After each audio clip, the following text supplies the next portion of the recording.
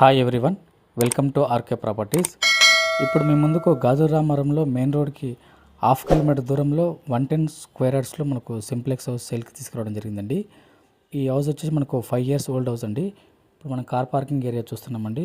మనకు north facing property, 5 years old house అండి. 20 feet CC road provide చేయడం జరిగిందండి. జిహెచ్ఎంసీ లేఅవుట్లో మనకి ఈ హౌస్ అనేది లొకేటెడ్ ఉందండి. బ్యాంక్ లోన్ రన్నింగ్లో ఉందండి. మనకు కార్ పార్కింగ్ అవైలబుల్ ఉంది.